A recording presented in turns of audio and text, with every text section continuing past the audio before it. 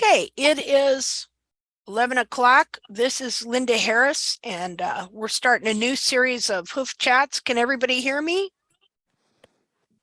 Yes, lovely to hear your voice. Oh, hey, good to hear your guys' voice. Hey, I missed you guys. Hi, Linda. Hearing you from Germany. Simone is speaking. I got to find myself on YouTube and shut myself off just a minute because I'm hearing myself.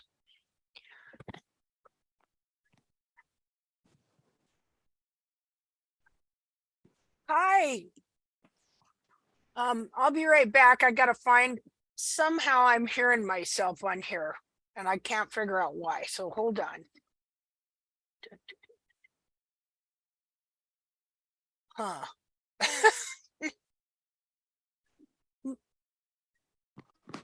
And it's delayed.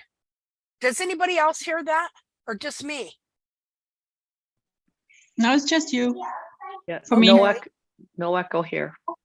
Okay. Let's see. I think I found it. Oh. Yeah, it's talking to me.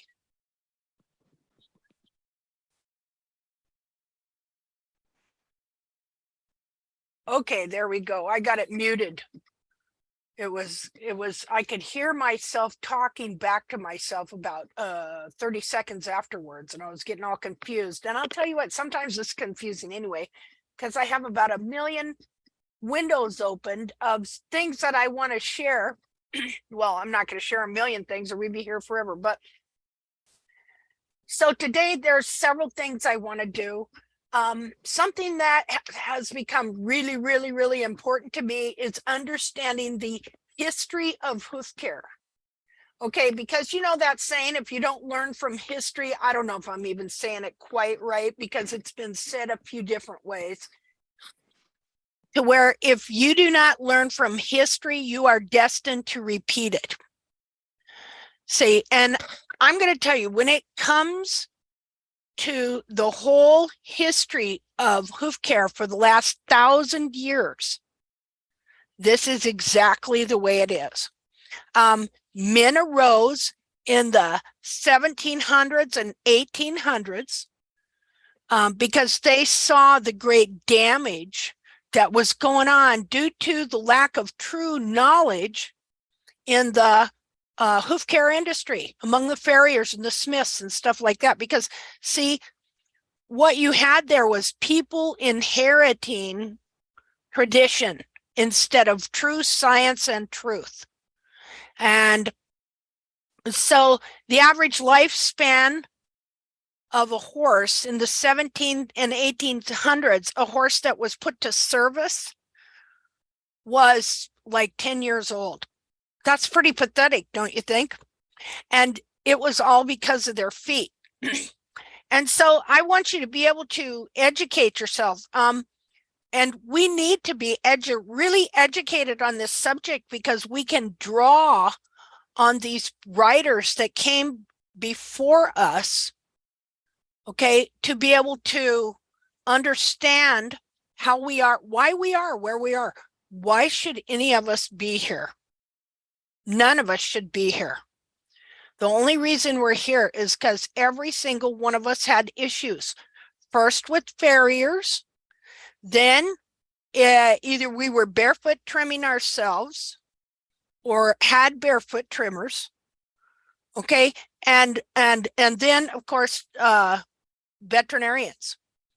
Okay, so when you learn the history of this, which I'm going to do a history also on the barefoot movement, so you will understand how all this error crept in so that people think they know your horse's feet when in reality they do not know your horse's feet.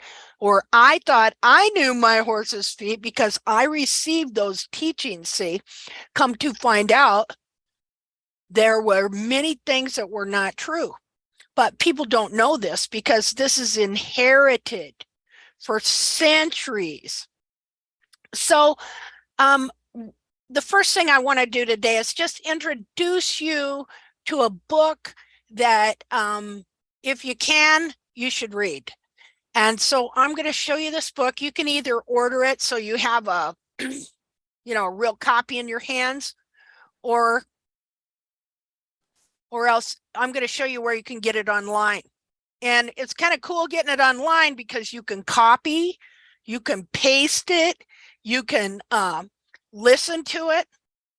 So we're gonna do that next. We're gonna go there. So let's see here. Now I want to introduce you to Bracy Clark. Let me let's see. Go here first. Okay, so Bracy Clark, this is the Internet Archive. Does anybody know what that is? Has anybody been on that site? Not me. Yeah, No. I've been out there already. Okay. Totally Oh. interesting. Yeah, it's very interesting. So these are all books that don't have copyrights, because once a book is a certain age, it doesn't have a copyright. And so Bracy Clark was a veterinarian. Now, the first vet schools showed up in France and then in England. In France, in like 1776 or 3 or something like that. And in England in around in the 1780s or 90s there. And they had the London Royal Veterinary School. All right. And one of the first people to graduate from the class of veterinarians was a man named Bracy Clark. And of course, one of the big studies was horses, right? Because they didn't have cars, right? So these people knew a lot more about horses than we do. It doesn't matter if we're in a more modern age, we know less, actually. In some ways, we know more because of the new natural horsemanship that has come along. Natural horsemanship came along before, quote, natural trimming, right? So that means that everybody that was into natural horsemanship was just ripe for the picking for the natural trimming, because everybody wants the most natural thing for their horses, whether it's the feed or the food or the training or whatever. And so Bracy Clark, I'm going to read a little bio on him here. We're going to spend about half an hour on this. I'm going to tell you what the schedule is. We're going to spend about half an hour on this. Then we are going to look at Angela's horse's feet and do an evaluation, read about her story and do an evaluation on her horse.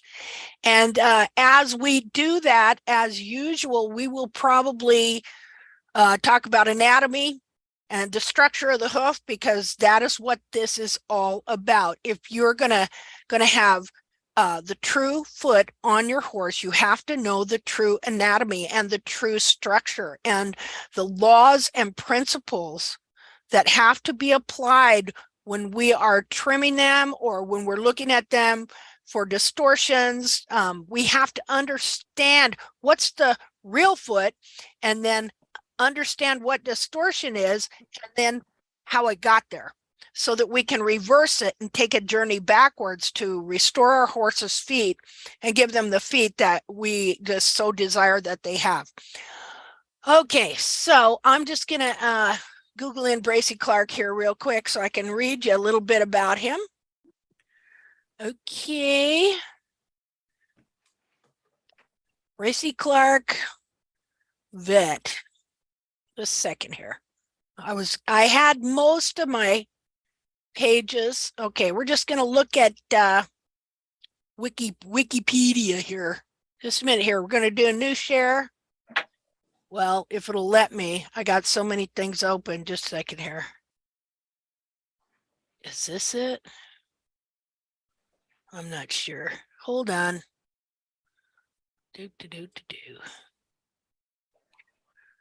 This share, I wish it would share. Oh, show all windows. Okay, there we go. We'll do that. Now, do you see a page that says Bracy Clark, a Wikipedia page? By any chance? Do you? Yes. Okay. Okay. So you see, it's not very long. Just a sec here. Let me move some stuff out of the way. Okay, so I wish we had a picture of him. You know, if anybody finds a picture, I'd love to see what the guy looked like. He was the youngest son of John and, okay, well, first of all, he was born in 1771. He died in 1860. He was an English veterinary surgeon specializing in the horse, and even more than that, specializing in the feet. He had a passion for feet like we do, and like what we're seeing in the whole horse world right now. Okay, he was the youngest son of John and Hannah Clark of Chipping Norton. You guys over in the UK might know where that's at. And he was educated at the Quaker school of Thomas Huntley at Burford in Oxfordshire. He was one of the first students enrolled at the newly established Veterinary College of London and studied under Charles Benoit Val de Sambal. Sambal died of unidentified fever in 1793. Yeah, well, you know what kind of fever it probably was? Probably childbed fever. Which you pick up from a cadaver. And that's a story that kind of relates to all this and to what Bracy Clark discovered, which we'll talk about later, about how did we get hand washing? Because there was a guy in around the 1850s, 60s by the name of, I may pronounce his last name wrong, Ignaz Semmelweis, who see they had a real problem with women dying of childbed fever. In fact, it was so bad that women would rather have their baby in a gutter than go to the hospital. And so at that time, they had the school on one side of the street and the hospital on the other. And the doctors would be over in the school cutting up cadavers, and then they'd cross the street and they'd go deliver your baby or, you know, give you an examination. And so what they were doing is they were carrying these germs over there and giving them to these women, and they were dying. It was horrible. It was a horrible situation. Ignaz Semmelweis got it figured out that, hey, it's something on their hands that's killing them. And of course, they laughed him to scorn, you know, and in the end, he died in a mental institution, probably because of the darkness that he saw, because none of those doctors would believe him. Okay, so I want you to remember this. When you read Bracy Clark was much like Ignaz in that the people, the veterinary professors, the farriers, the smiths, they did, especially the professors in the college, what you find out is they did everything they could to demean and undermine his research in the horse's foot. That's what you're going to see in his book. Okay, so it says, because see, yes, this is a hoof chat. We're going to talk about hooves. How did you get in the position that you're in, that you even have to be here? See, that's what you want to know. And I'm going to tell you what, that's what the world needs to know. All right. And so anyway, all right. So let's see, where were we? Okay. Clark disregarded the instructions to stay clear. Oh, here we go. I didn't even read this part. All right. What's it say here? Sambal died of unidentified fever in 1793. I have not read this, by the way. Okay. I've read other things about who Bracy Clark was, but I have never read this. And so it says, Sambal, his professor, died of an unidentified fever in 1973. Remember, I said I thought it was probably that same thing when you handle a cadaver, blah, blah, you get this thing. Okay, because men would die of it on occasion too. Some of these doctors. All right. Later thought to be glanders. Is that childbed fever? No, it wasn't either. Glanders. See, look here. Clark disregarded the instructions to stay clear of the body to produce a death mask. Am I reading something wrong here? I'm not seeing this. Is that just me? I'm still on the Wikipedia. Is that wrong? No, we're on the Wikipedia. I was just telling you a Oh, story. okay. Yes. Okay. Sorry. I was wanting sorry to read about along that. with you. I was adding some stuff here. Okay. Okay, I'm going to enlarge this so you can see it better. Is that helping out? Anybody? Okay, where are we at here? I think we see the the wrong share. So we see the overview from the Google searching refunds. Let's see here. Let me make sure I am, here we go. How's that? Can you see Way that? better. Perfect. Yeah, That's what we wanted. Yeah. Okay, yeah. Thank you. Hey, while we're doing this, if you can't see something or you don't think I'm on the right page or something like that, speak up right away. Okay. All righty. So something's a little confusing here. Because see, I think they screwed up on this word here. I think they mean this sandbell. Okay. Because look what it says here. He studied under Sam Bell, died of an unidentified fever in 1793, later thought to be glanders, which no, I'll bet it wasn't. Clark disregarded the instructions to stay clear of the body to produce a death mask. See, that doesn't make any sense. Because Bracy Clark died in 1860. Okay, Glanders died here, where does it say? In 1793. All right, so I think they're talking about this guy. He died because he disregarded the instructions to stay clear of the body to produce a death mask. Do you see what I'm saying? I think that's talking, I think they messed up. They're talking about Sambal there. But anyway, the reason I was looking at that and saying that is because, what? Somebody say something? The reason I was saying that and looked at that again was because of what I just inserted as I was reading it to you about the guy that found out and had doctors washing their hands. And that's why doctors wash their hands today, because these dead bodies have stuff on them that will give you a fever that will kill you. And so all of you out there too, now, I would imagine the same thing on cadavers. I'll have to check that out. Of horses' feet. So if you're going to be doing dissections on horses' feet, be really careful. Okay. Okay. So anyway. All right. So we're going back to Bracy Clark here. Clark made a continual tour around 1797, but war conditions meant he wasn't able to visit France. He was then in a London veterinary practice with William Moorcroft and Edmund Bond. Okay, here we go. Clark specialized in conditions of horses' hooves, and in 1806 patented a new pattern horseshoe. What he wanted, if you read his book, what he wanted something that had some elasticity to it and would expand with the horse's foot. Now, he was then and practiced at Guildford Street, London.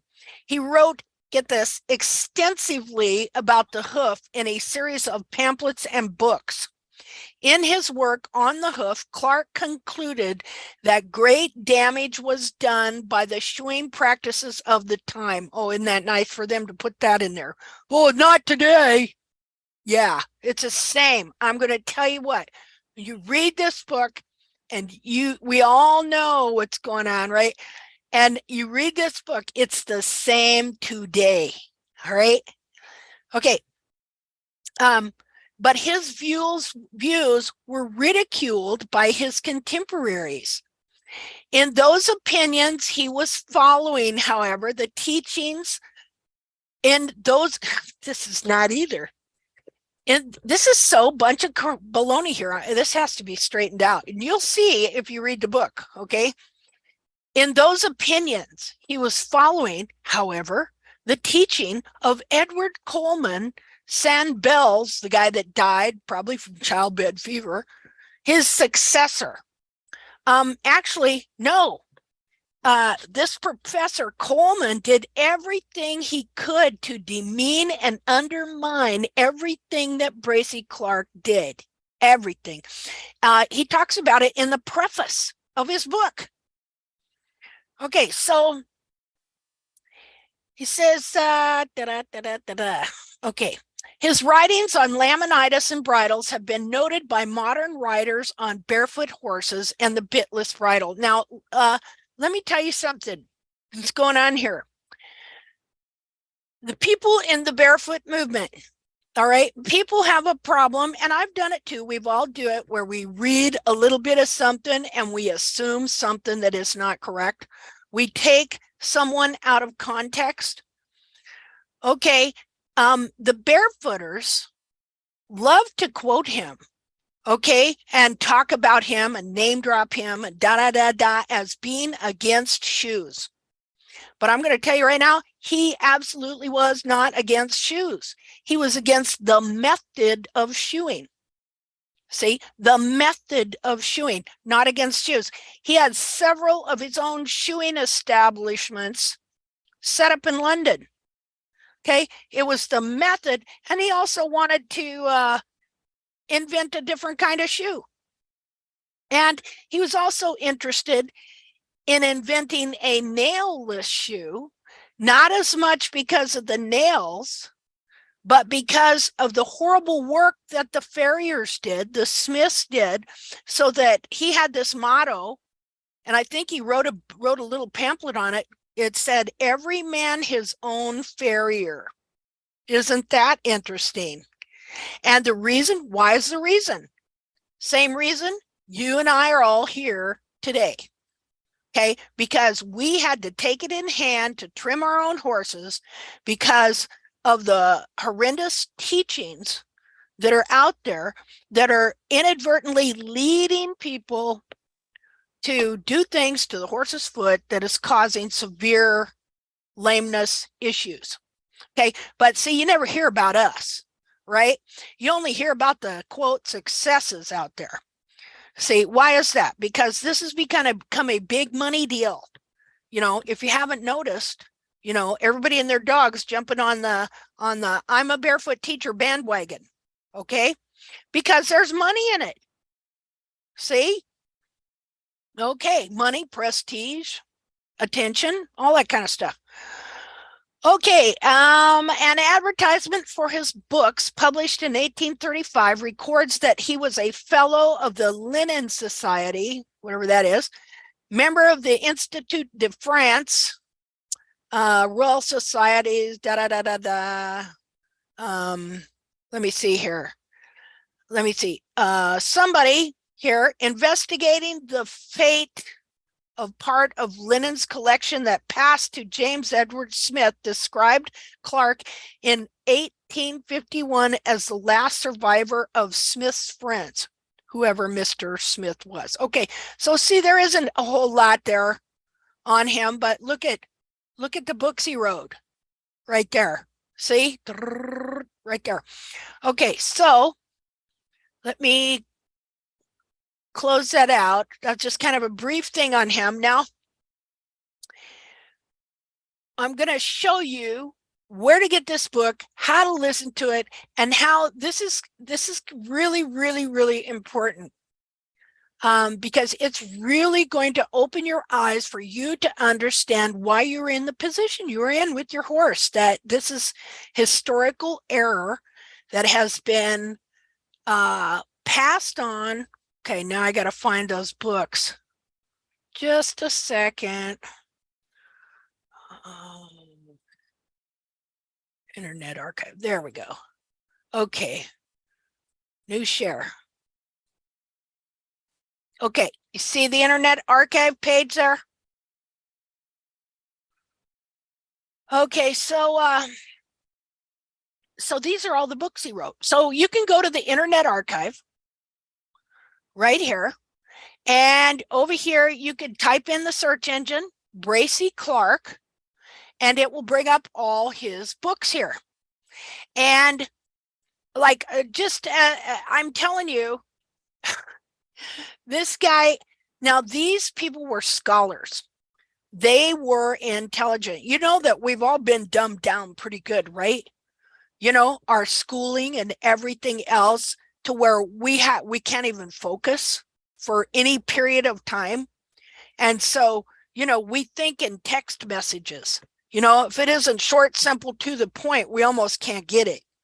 You know, so it takes some well, I had to read the preface over and over and over again to get it because you know, my brain's corrupted from too much scrolling through Facebook, I guess. So attention span to have deep thoughts. These people were deep thinkers. These scholars of the 17th and especially the 18th century, they were amazing. They had deep thinking. Okay, so here's just some of the books he wrote. On casting horses, observation, whatever that is. I'm not sure what that is. On insects, I mean, let's see, you get down here on shoeing, on, let's see. Well, this is the book we're going to look at right here. But I was looking through here the other day and I was just amazed at stuff he wrote, like on broken wind, a horse with broken wind, on the horse's general framing, an essay on the knowledge of the ancients. And I opened that up. Okay, I don't know if it opens it up, but it's a very interesting book as well. So let me go back here. All right, so we're going to go into this is his book that I want to introduce you to read, which is called Hippodonomia. Now let me new share here. I guess I got it on there. Okay, so what they do is they literally take pictures of the whole book. Now, so you just click on that. Now, down here, you can either look at one page and do one page at a time, or you can go down here and you can do 2 pages like that. You can enlarge it like so, or go less. Now, it's very important to read the preface of these books because that's where you really find out what the book's about. And so he named the book Hippodonomia, or which means I'm going to show you something here because one of our members who is from Greece, okay, she went through this word and she explained to me what it means, which this is what it means. And she told me that he made up this word. And do you know that all of our scientific words are mostly Greek words that they took and put together to make up words that we have throughout all our sciences? Okay, so Hippodonomia, the true structure, laws, and economy of the horse's foot.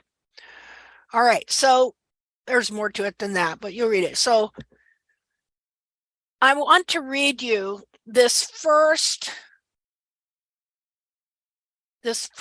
paragraph here. I might read a couple other things too.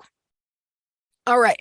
Now, he says here, and this is in 1829 that he wrote this book, and he graduated in like 1792 maybe.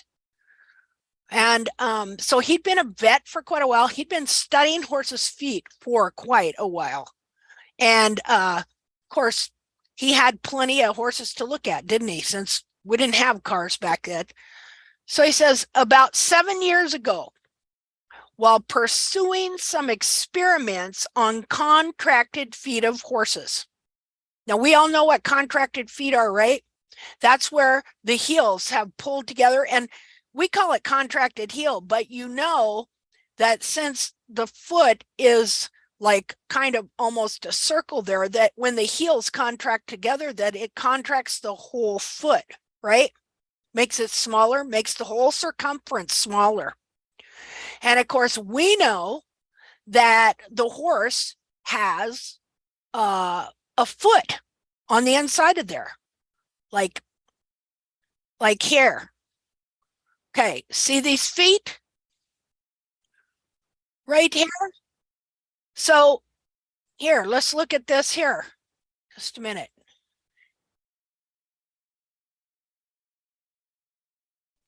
Okay, so this is your Linda, I have a horse's foot. question. Oh, go ahead, dear.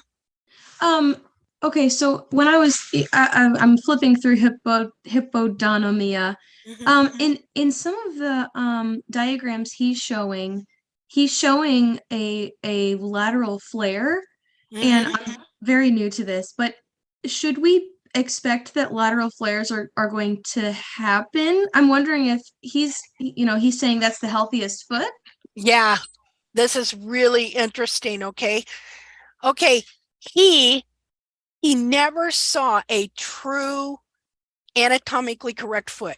That was the closest thing he ever got, because see, horses were put in service so soon and their feet were deformed by the time they're 5. Wow. Okay. Usually their knees were broken, because one thing that this contraction doing was it making them trip and fall. And so there were multiple injuries of horses, multiple injuries of people, deaths going on all the time back then. And in fact, okay, so has everybody read Black Beauty? Anybody? Yes, many Okay. times. You remember Black Beauty talking about the check rein or the bearing Yes. rein? Okay, and we were told, oh, that was to keep their heads high up and pretty for fashion. Actually, no, that wasn't why. And you find that in Bracy Clark's book. In the first few pages, it was so horses wouldn't trip and fall. See, if you can, even with their feet in a lot of pain, if you keep their head up, they can't trip like they normally would. And he tells a story about this one guy that owned a carriage business there in London, and he understood the cruelty of the check or bearing rein. And so he was going to go without it for humane reasons. Well, he soon found out that he couldn't because of the many accidents. But how does that come over to us? Okay, when the truth is not known anymore, then all of a sudden we're assuming, or somebody assumed and started saying that it was to keep their heads high. And I looked that up. And what do people believe today? Okay, a lot of the people that do carriage work and stuff like that, they believe it's kind of for the same purpose. So you'll find in the book that he had one friend, client, whatever, that was able to take this mare and just allow her to run wild and free for 5 years before they started doing experiments on her feet by shoeing to see what would happen. And so that was the only foot he ever saw that never had a shoe on it of a horse that lived till it's 5 years old. And so that foot is actually distorted.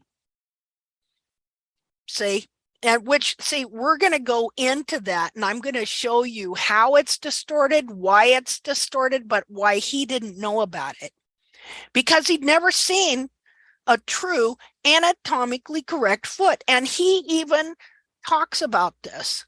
Let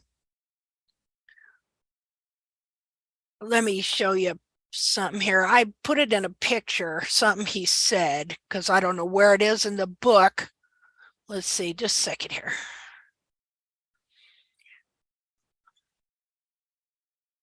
Bracy Clark.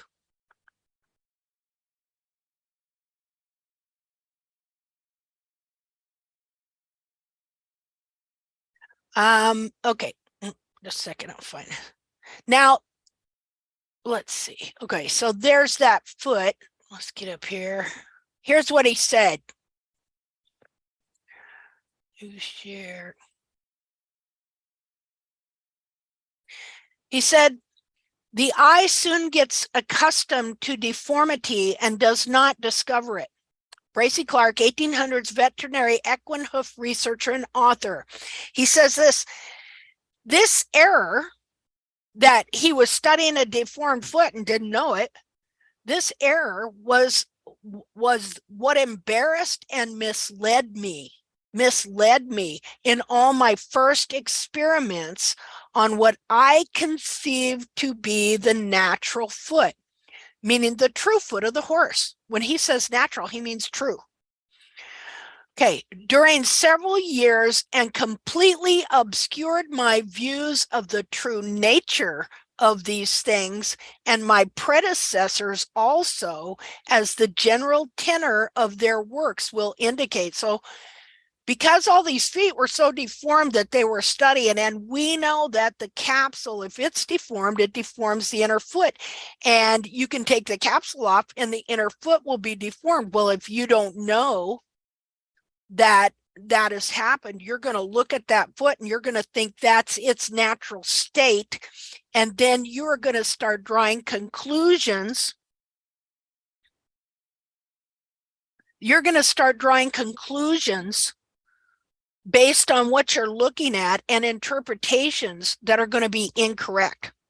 See, and this is actually exactly what has happened in farriery and in the barefoot movement as well. Looking at a horse with no heels and then drawing conclusions about the anatomy. All right, so let's go back. Now, this is interesting here because in let me move this here. About 3 or 4 years ago, all right, they were cleaning out closets in the Royal Veterinary College over there, and they find a box, and in the box is a hoof capsule that was made by Bracy Clark right here. It's online. You should look it up. The students then took it and put it in a 3D. See, there's that. Now there's that foot. Does everybody see that foot that she is talking about? Yes. Okay. Now it's interesting in his book because he thought this was the true, well, this is it. Technically, it is a natural foot. It's just not anatomically correct and the best it could have been. This is from a mare that from a foal was allowed to run free in a pasture and never touched. So in all his life, he'd never seen a horse that had been able to do that. Why is that? Because horses were like cars. You know, you don't make a new car and then just let it sit over in the lot forever, right? You want to get that thing out. You want to get it moving, sell it, get it in service, right? Same thing with the horses. Okay, they put them in service at a very young age. And so, you know, we're going to go through this hoof capsule to see the distortions it had that he did not know about because he never saw a wild horse's foot. Another thing was he was never able to, you see, he did this experiment where he took this mare, he took a plaster cast of her foot, then they started shoeing her, and he kept taking plaster casts so that he could compare and see what happened to the foot. And so within, I guess, a year or so, she already had contracted heels, okay, because of the method of shoeing they did. All right, so anyway, so you can look this up. Let me see here. Anyway, see, this is all in his book there. So let me go back here because I just want to read this one deal, and then I'm going to show you one more thing, and then we're going to do a hoof evaluation. And every week, well, we're going to talk some about this history. Let me find where I'm at here.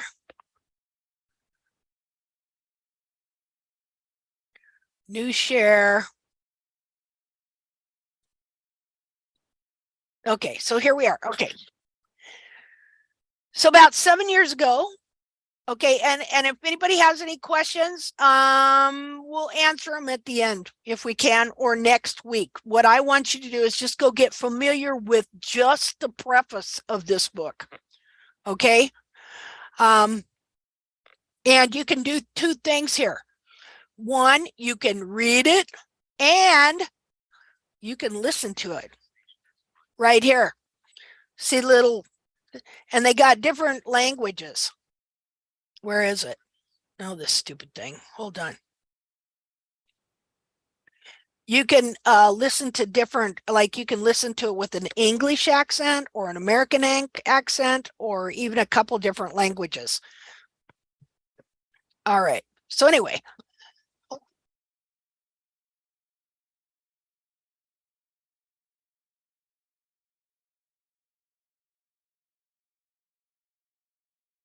Okay. So he says about 7 years ago, while pursuing some experiments on the contracted feet of horses, it occurred to me that the causes usually advanced to explain this serious imperfection were not real. Who can tell me what he's saying there? I'm just going to wait here until somebody gets an idea. You want to read He's it saying again? they're all man-made.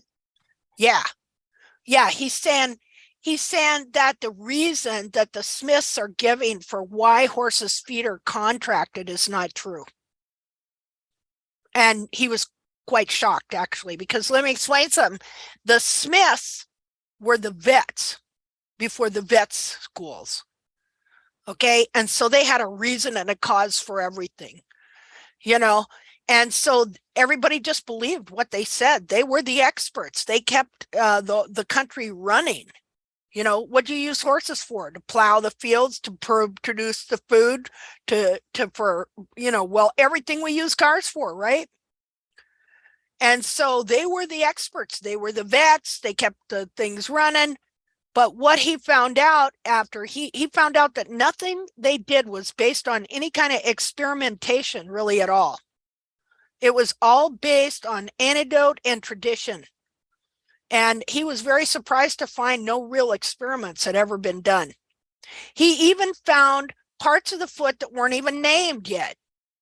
That's how lacking they were in true scientific investigation.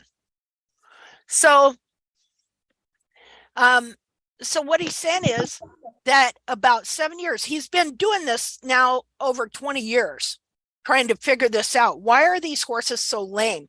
And when you read this preface, you're going to see that this guy was tremendously vexed by what he was learning and what he saw in the society and in the knowledge of the farriers and the things that were going on, because the suffering was immense.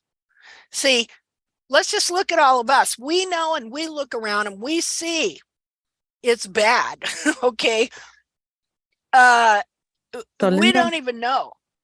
What? Linda, in Yeah. Germany, there's no word in German translated for seed of corn either. Oh, Isn't that really? funny? Yeah, there's no word that explain seed of corn. We tried to figure out what's in German, the German word, but we didn't find it. So, Well, isn't that's that funny? interesting. So Germany's so Huh. far behind. Well, I don't think they're behind. I think, you know, maybe they didn't have as much problems with corns. I mean, first of all, why is it even called that? Because that's where you get a corn. See, let's find that out. See, why do they call some of this stuff that the stuff they call it even, you know? So it's okay. He's been Linda. doing, oh yeah, go ahead. Hello, everybody. I'm Angeliki. Oh, hi. Hi, I'm here at last. Anyway, I wanted to tell you that I had been in contact with the Greek University of veterinarians, And I spoke to the Greek professor who's specialized on horses. So I asked him to translate me many terms of the hoofs. And he told me he didn't know how to do it. Wow. So except of the sole, the wall, the periople, and the bars, we don't have many words for the other parts of the hoof. So he told me very nicely, if you can find some proper words, just let me know so I can use them too. That's awesome. Yes, so this is not new. I mean, even people who study veterinarian science, about hoofs, they don't know anything. Wow. And now that we are all together here, an idea came to me that every 100 years, there is one person who makes a better icon, a better view of the hoofs. It was Bracy Clark the 2 centuries ago, and now it's you. I mean, I never knew about hoofs so much since I've met you some years ago. I've heard things that nobody was talking about. That's all. Well, yeah, see? And we didn't know that, did we? We assumed that the experts, know all this stuff, yeah, it's the same for me. I mean, I started delving into this, and I would hear people say certain things and then look, and I couldn't understand what they were saying, and I was seeing different things, and so just started looking, And can you explain to everybody what you told me about these words? What you told me, even if you can find your message to me and read it, I thought it was so interesting. I can't remember what page it's on, but a few pages in, he gives in a footnote why he titled the book with these words. Okay, and so could you share that? Yes, it seems that he had a very good knowledge of Greek language.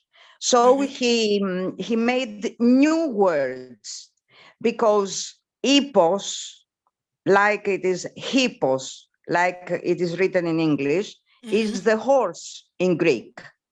And he uses other 2 words, conjunction of these 3 words, to make the word hipponomy. Wait, let me see it. Hippodonomia, which means the laws that run the horse, and it's a 3, and podi in Greek, even today, is the foot. The foot. So he created the word, the laws that run the foot of the horse. Isn't that wonderful? The laws that run the foot of the horse. Created, another word he created was the podophthora. Phthora in Greek, we use it still today, is the wear. When you have something, when you have a pair of jeans and you wear it very often, you wear it. This is the phthora that your jeans comes to. So podophthora would be the wear, or the like damage. The damage. Yes, the damage you have on the foot. So these words, if you say these words to a Greek, he will understand what they mean, but they are new words. So Clark should have a very, very deep knowledge of Greek language. Yeah, and he did. You can tell, and he even talks about the Greek language in the book. Well, I think I sent you a screenshot of that, didn't I? See, I'm not sure where it's at in the book, though. Of the book. Yeah. Well, I will read the whole thing, and every time I find a Greek word, I will translate and send it to you. Okay, that'd be great. That'd be great. And you see here, he describes under here just what you said. Which, okay, now see, if these words had come into use, we would know what they meant. So this word means a ruinous defect in the principle of the common shoe detector or something like that, or of the foot. It has something to do with that, just like what you said, like to wear, damage, things like that. Now, we know that there are physical laws, right? And you can't break those physical laws. It's just like if you're an engineer, you have to know structural principles and laws so that you can build an edifice that isn't going to fall down and kill a bunch of people. Okay, you would be responsible for that. And so that's why there are building laws and building codes and things like that. Well, this is a structure. Okay, and it can be damaged. And so there are laws that govern it, and those laws we see in the true anatomy and structure of the hoof capsule. So, okay, so we're just trying to get through one paragraph here, which is probably a lot of times his paragraphs, his sentences will be a paragraph long. So you see, this guy was a brainiac, all right, and a genius. He was a genius. And so he says, about 7 years ago, I'm going to read this again. So he's saying 7 years ago, he's been doing this for a while. He was pursuing some experiments on contracted feet of horses. He was trying to uncontract them, in other words. You know what I mean? Like we are. And it occurred to him, because he's thinking about all this like we do, that the cause usually advanced to explain this serious imperfection was not real. So the cause that the farriers had been giving everyone for centuries, he finds out is not true. It's a real shock to find out that something the experts have told you is not true. See, but I'm going to tell you, it happens a lot. Linda, I usually hear this excuse. The horse was born like this, and this is the main thing that made me mad. No, they're not born like this. We did it, or they did it, or whoever did it. Horses were born to have strong, healthy hoofs. Yes. That's it. Yeah. And I mean, it can't even be done in nature. You know, if a horse doesn't get enough movement, or maybe they get too much movement, or, you know, different conditions just in nature itself can bring it on as well. You know, so he finds out that this thing he's been experimenting with and fixing and trying to understand, that the reason the so-called expert farriers, those with the know, those in the know, had been given was not true. Now, saying it's not real is a nice way to say it, you know, because if you say it's not true, that's like, well, that's not true. What, are you calling me a liar? See what I mean? That's exactly how people respond. So he has a very nice way of kind of saying that, you know, well, that wasn't even real. And that in fact, okay, so now he's going to give us a fact. Now listen to this. The accidents carelessness, idle habits, and wanton tricks of the smith. We know what that is, right? That's farrier, right? Now, if anybody happens to listen to this and you're a smith or a farrier or whatever, okay, well, you know, there's no common deal like among you, you know. Some of you are pretty good and some of you aren't. That's just the way it is. With the trimmer, it doesn't matter. This is not meant to offend anyone, but I'm sure it will. But oh well, that's the way it is. Be offended. So this is what they dealt with back and then. It's like mechanics. You ever had a hard time finding an honest mechanic? See what I mean? Okay, so let's read it again. So he finds out that the reason being given for why feet are contracted from these experts that have been experts for hundreds of years, that it's not true. And that in fact, the accidents, carelessness, idle habits, and wanton tricks of the smith so much inveighed against had very little concern in its production. Okay, now I had to look up that word, invade. So, can somebody go look up that word and read it? Invade, I-N-V-E-I-G-H-E-D.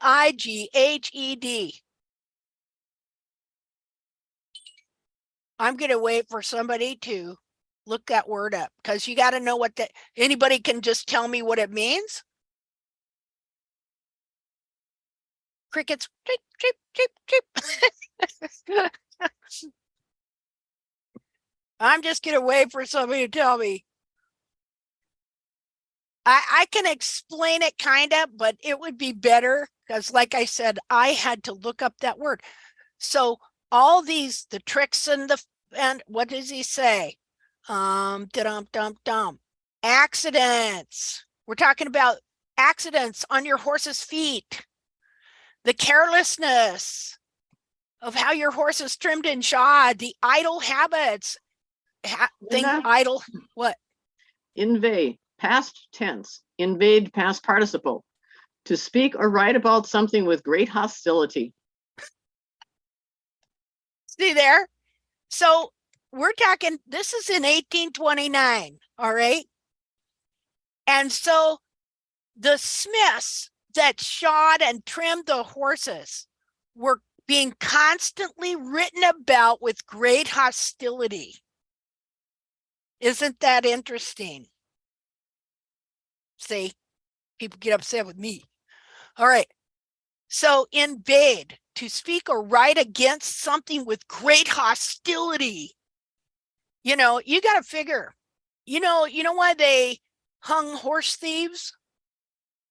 Anybody tell me? Why was horse stealing a capital offense? Because your life depended on it. See, our lives depended on horses back then. And so this contraction of feet was being caused by how the horses were being shod. And of course, now let's look at the men even then had inherited this error. It had just been going on from generation to generation to generation to generation. Okay. And so it wasn't until, the 17 and 1800s that some men were trying to figure it out. Why are all these horses going lame? We don't understand it. Okay. And Bracy Clark is one of these men. And so, see, and here's the deal. Like I said, the farriers were the vets till the vet schools come up, and then the vets and the farriers were kind of in competition against one another. And so they came to this kind of stalemate to where the farriers get the feet, the smiths get the feet, but the vets get most the rest of the horse. And now you know. See why things are the way they are, that you got your farrier and he's so good for so long till some weird thing, abscess, whatever goes wrong, then you call in the vet. See? Okay, so and for the x-rays or the drugs, and I mean all that. So it says, he says, the efficient cause, the real cause for why these feet were contracted began to appear to be to lie much deeper and to consist of the very method itself by which the shoe was affixed to the foot. Now, I'm going to tell you, because this is far we're going in here today, that this book is full of this stuff. Okay, that it is not only full of what he is saying is going on in that time to the horses of that time that is absolutely horrendously horrifying, and that never got fixed, by the way. Okay, he wrote this book, and if you get to the end of this preface, you find that so-called Professor Coleman did everything he could in his power to demean this guy for years. Okay, and you're going to find that this man was a wonderful man. And his only goal was to alleviate the suffering he saw going on. And that same suffering is going on today because they have not changed a lick.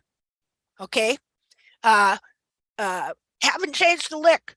The ideas about the foot, the way they handle the foot, you'll hear it and hear from him. Everything he says, same thing today, nothing changed. Okay, and so that's what we want to do. We want to help change things. We need to learn from history. See, and so that's what tact is about. I never knew that they didn't really know the anatomy, but you'd think they do. I mean, you got every kind of school, this, that, boom, bomb, to damn. But I can prove it. I can prove it beyond a shadow of a doubt. All right.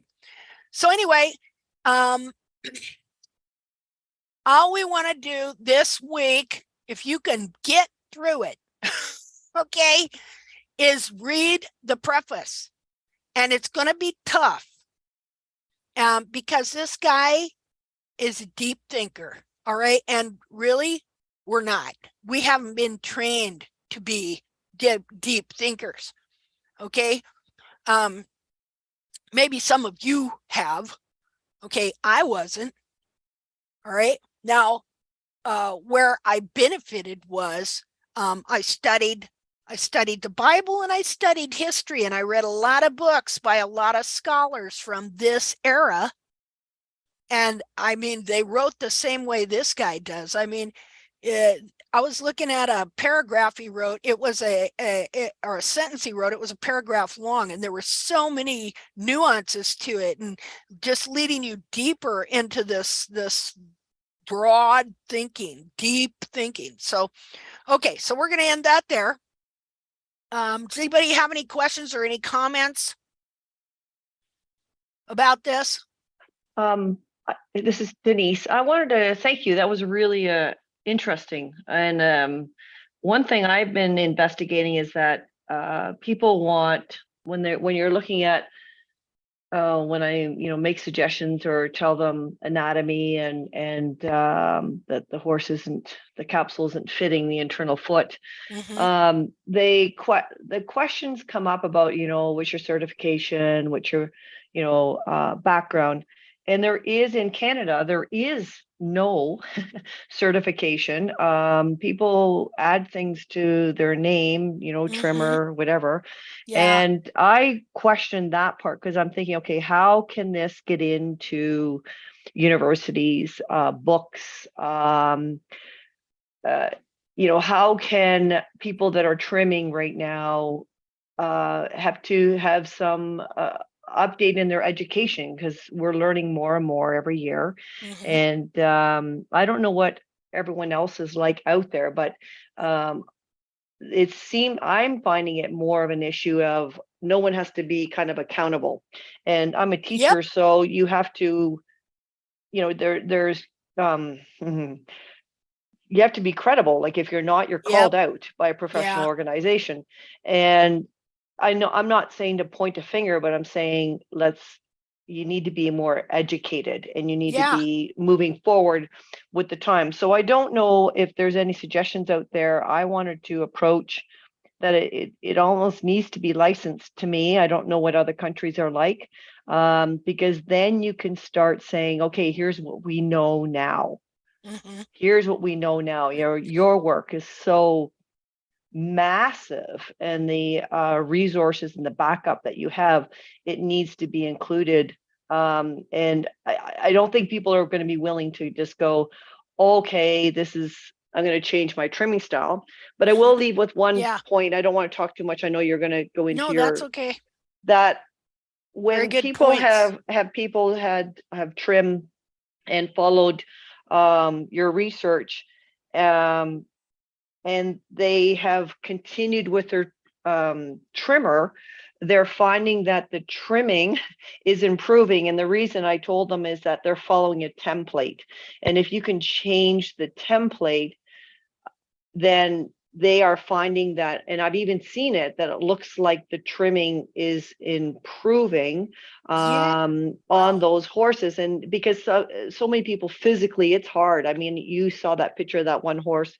I could tell you the story of this horse has trauma with trimmers, and I just can't physically trim her. And so you need, unfortunately, a little bit of strength in there. And so some of these, mostly women, have stayed with their traditional trimmer, but because they've changed the template, we're starting to see improvement. So those are some just positive things, but I'm really curious about the certification, the licensing in other countries, and if that's an area that we can, this knowledge can be shared. Yeah. Okay, thanks. Well, Linda? Yeah. Linda? Yeah.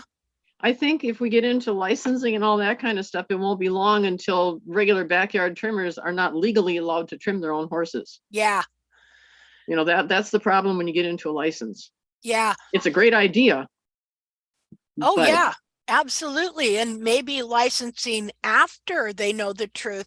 Like if they were to be if it took a license now, or a degree, and it was based on the knowledge that they have now, then the horse is doomed. Okay, because they think a lot of things are true that are actually not. It hasn't changed since Bracy Clark's time. And so, but here's the thing. Okay, so like in the UK, to put a shoe on a horse, you have to be a member of the Worshipful Company of Farriers, because there are lots of laws governing that. And there have been laws set up in other countries. There were some laws, but in America and in Canada, anybody and their dog, can start a shoeing school. And they can print up, they can go down to Kinko copiers down here, and they can print up a certification thing, and they can run you through their school and tell you that you're certified and poop you out the other end, and there you go. You're in business. Okay. So equine podiatry, they're not podiatrists. All right. A podiatrist has to have a license. It's a medical field. Okay. That is marketing. That's saying I'm better than brand X. And I'm not trying to cut them down. I'm not trying to say anything. I'm just saying this is a money thing. This is a serious, this is how you make your living thing for many, many, many people. And there's nothing wrong with that. Okay. But there is no such thing as the only reason somebody like that's certified is because somebody else took the time and the money and the everything else to make a school and charge people for it, and then print up a certificate to give to them. And then we hear about it and we go, oh, well, gee, that sounds better than just a trimmer. They're a podiatrist. They know more.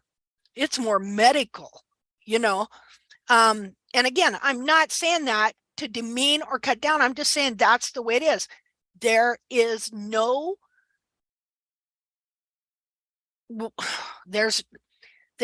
licensing, there's no laws, there's no nothing. And but here we go. Okay, because what we are going to do is we are going to do something where people can be at least certified in knowing this information that we are gathering here. Now, I may have started this, okay? And I'm not going to try and play myself down. I have a great body of work collected, but guess what? You all are a part of this as well. This is a we thing now. We must band together, okay, to become educated, to become knowledgeable, whether these are things are taught in a school or not. Okay, we can print out our own certificate, whatever. That's perfectly legal. That they have people over in Europe who have like with equine podiatry and different things over here, okay, there's, like I say, they go over there and that certification counts. Go figure that, where there's in countries where there's laws about it. See, and some countries have banned certain types of trims over there as well. So, the thing is open. So anyway, okay. So that was great. And this is really great stuff to think about. Okay. And here's a really wonderful thing is that the door's kind of open for us to do some things to make a change and help in that regard, I think. Okay. Does anybody else have another comment? Yes, Linda, one question.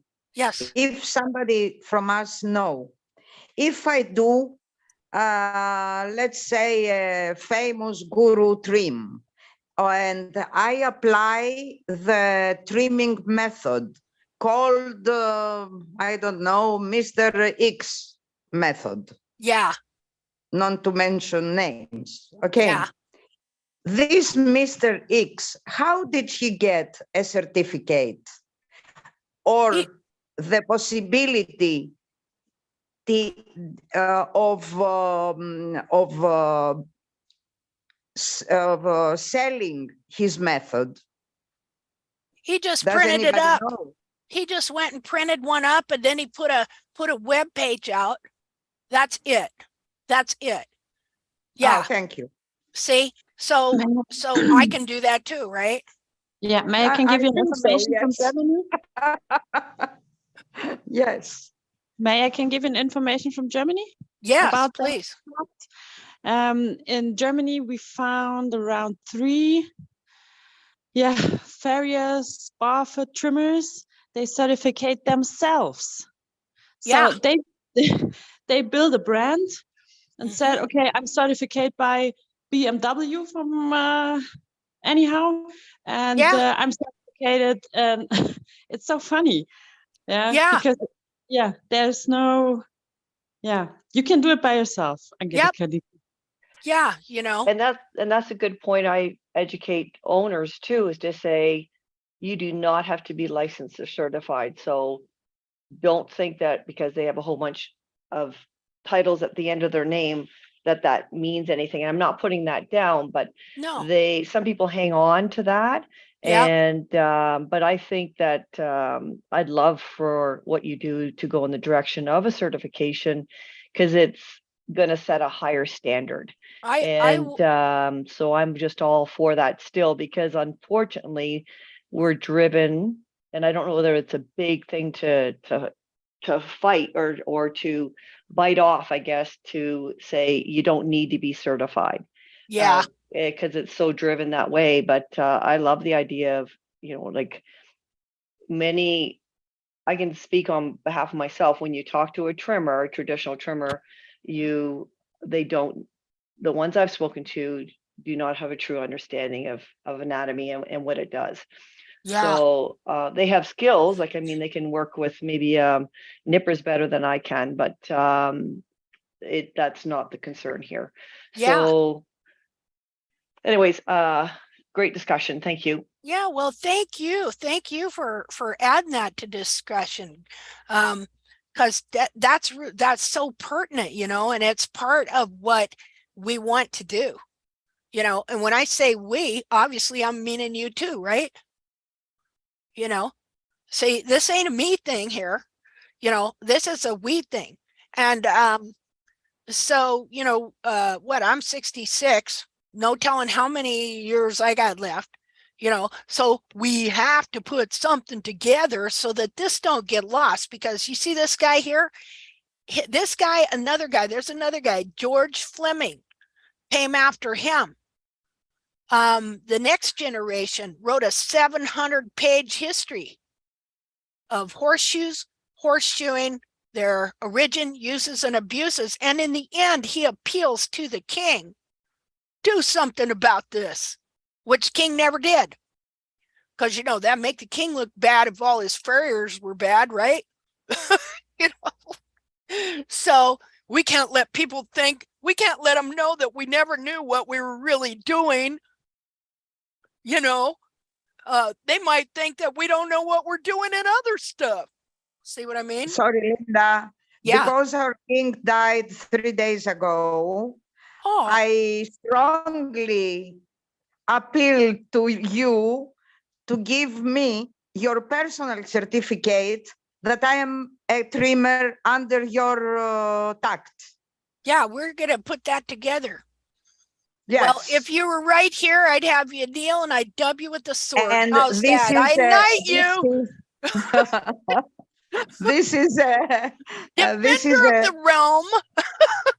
Yes, because I mean, if everybody makes his own method, I mean, I appeal to you to use your own method.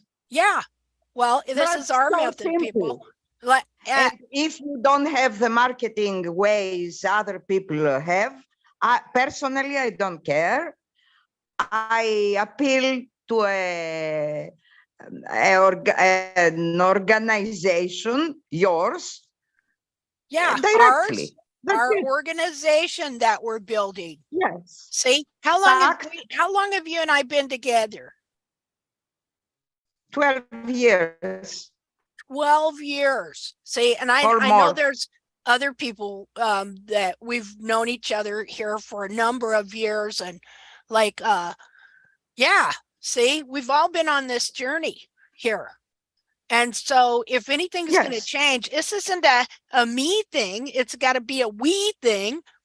And you know, a lot of the reasons I haven't done anything like permanent was because I still didn't have some answers about certain things. But the last 2 years, I've been doing some stuff that I've only told a few people about.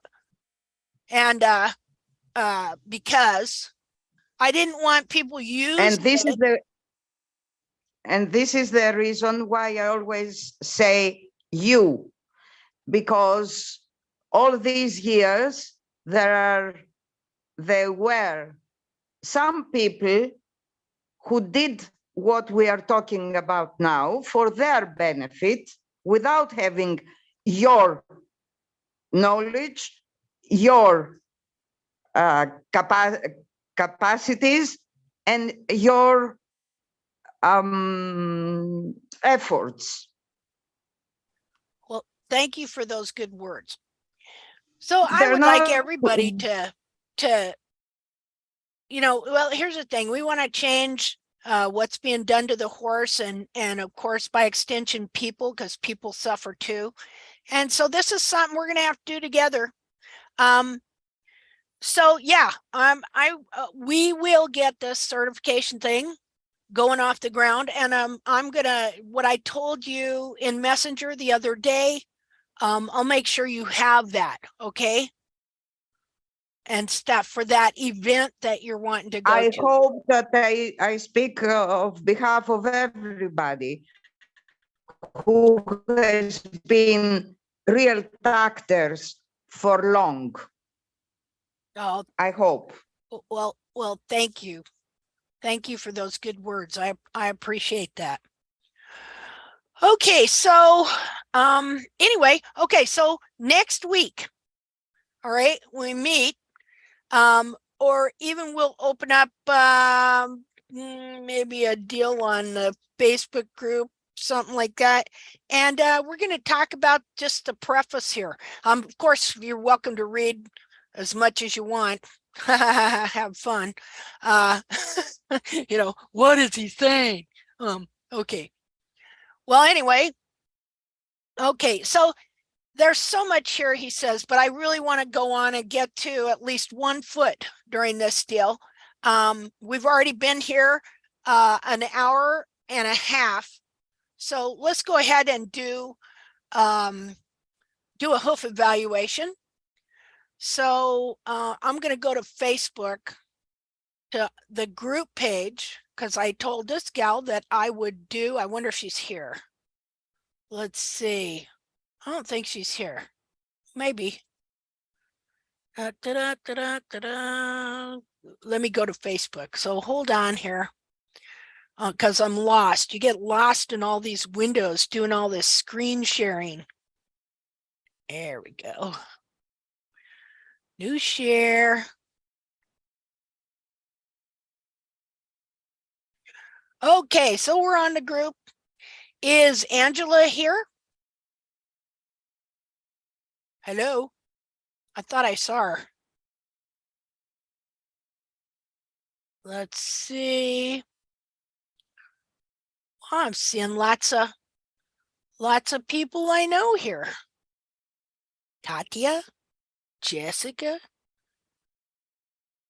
Diana, Marshall, Eva, Anna, Sam. Hi, Marion. Lots of people I don't know. Okay. So I wanted to do a hoof evaluation for Angela Young. I'm going to read her story. I told her I would do this, so I hope it's all right, Angela. Okay, so she says, hello, everyone. Here goes my first post. Been passively reading and watching videos for over a year. I've been managing 8+ horses of my own for almost 2 years, as well as starting with barefoot trimming. I want to tell you something, okay? That the term barefoot trimming, we need to understand something here, that when we're talking about barefoot trimming, we're not just talking about a horse going barefoot or a horse being sound without shoes. That is originally all barefoot meant. You know, that horse has no shoes, and that's great. But it has taken on a whole life of its own, and a whole meaning, and a whole system, and a whole method, and a whole ideology, and a whole belief system, all on its own, that is a specific way of trimming that produces a certain shape, form of foot. And I used to believe all that. I don't believe what they teach about the anatomy is accurate, and we will be getting deeply into this subject, and I will prove it with multiple dissections.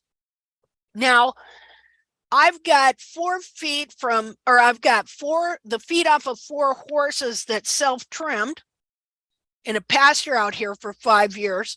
And I've got the feet off of 4 horses that were trimmed by a professional trimmer who believed all that stuff, all of the method of what has come to be called barefoot trimming. Okay, so we're talking about a specific method. We are not talking about just a horse going without shoes. Okay, I wanted a horse to be able to go without shoes and be sound. You know, that's what I want. All right, but I'm going to show you the whole history of the barefoot movement and the beliefs and where they came from and why they came to those conclusions. And it is going to relate back to Bracy Clark, who said the eye soon gets used to deformity and does not perceive it. And how his first, it was embarrassing. His first experiments, he was deceived because he was studying a deformed foot. Well, a lot of that's been going on in farriery, and it transferred over into what is called barefoot trimming because it was started by farriers. Okay, so they inherited some of this traditional error, and your understanding of the anatomy is the foundation by which you make all your interpretations and decisions on what you see and how you should trim. Okay? Okay, so we need to really clarify that there is a difference between what is called barefoot trimming, which is a specific method based on a specific set of beliefs, and just a horse being trimmed and sound to go barefoot. Okay, sorry, had to explain that. So she says, my horse Eli needs help. He's been bilaterally footsore for the duration of his time at our farm since June 2022. He was somewhat sound when we first saw him, but I think his overgrown hoof kept him comfortable somehow. Yeah. Who else has noticed that when you quit trimming the heels out, that the horses start feeling better? You know, I trimmed the heels out of my horse for 7 years. I kept thinking, oh, that wild horse quality foot, that natural gravel crunchers right around the next trim. And it never came. Okay. And then I found out why. Oh, we're over trimming the heels. That's it. Okay. So I quit trimming for a year because I was so disgusted. I just kind of knocked off the edges here and there. And he was better than he'd been in that whole 7 years practically. Okay, so, all right. So recent x-rays show considerable arthritis in the coffin pastern joint on the right front. Okay, she has a video, and I saw that horse limping when she was kind of turning. Vet believes from a past injury had him in flex boots when the ground was frozen, and he seemed to get around quite well in. My question is, what is the best way to make him comfortable? Vet suggested additional shoes, glue-ons. Yeah, that can always help. And with a hoof pack and frog support. Sounds like pretty good vet to me. Well, caudal foot support. A degree insert if needed. Oh, elevate the heels to direct force into the caudal foot. I don't know about that. Not up into the joint. Well, okay, not up into the joint. Yeah, I understand that. To my understanding, he is also, plus, whenever they're directing force to the caudal foot is because they believe the more pressure you can put on the back of the foot, you're like building up a muscle. Okay, but that is not how it's going to work, because what we have found out is that not only do feet get contracted, feet get what's called hoof bound. That's where the heels get incorrectly trimmed, the capsule gets smaller, and the internal foot is folded into a smaller capsule. And so you're taking away at least an inch of the foundation of the whole back of the foot. The actual heel buttress is being curled in like so. And then this hoof capsule and everything just kind of wraps it up in a nice little package, and you don't even know that this has happened. So what we do is we release that foot and restore the hoof capsule so that the horse can use the whole back of his foot the way he was supposed to use it. See, what good does it do to have them pummeling and pounding the back of their foot when the back of their foot is deformed and distorted? And what you need to do is restore it to its anatomically correct position. And then, see, then the horse will be sound. Okay. Okay, he's also quite pigeon-toed and uses his neck to get around everywhere. Okay, here's another thing. My horse trimming his heels out. And see, I use that term, trimming their heels out, but they don't know they're trimming their heels out. Okay. People don't know that's what's happening. And a horse can actually have his heel buttresses trimmed out and still look like he has heel. Not all barefoot trimmed horses have a 30-degree hairline that looks like they have absolutely no heel at all. Say, a lot of them look like they have a lot of heel, but in reality, it's not the real heel. It's where the heel buttress itself, this big chunk of stabilizing wall at the back of the coronary band, is finally trimmed out, and the whole hoof capsule curls in, and the sidewall that was in front of that heel buttress joins with the bar and forms a false faux heel. It's a fake. And of course, the bar, the sole, you've been trimming it the same way the whole time, so it all just fills in. And it looks like just a smaller version of what the horse originally should have. Okay, so see, yeah, my horse, when I trimmed out his heels like that, went pigeon-toed. And I knew something was wrong because he was never pigeon-toed before. So you can't say that it's his conformation or it's genetic. See? Oh, okay. All right. You just can't do that. And see, this is a great thing about so many people trimming their horses and doing this. You gals, especially, you know, we're caregivers. And so we know if a hair is out of place, you know, on Old Bay there. You know, we watch these horses like a hawk. And so we know any little thing going wrong when their attitude's even a little off, like, oh, what's wrong, right? Because we're always looking out for danger, and we're fixers, and we're caretakers, we're caregivers. All right, so we're horse moms, and there's horse dads, okay.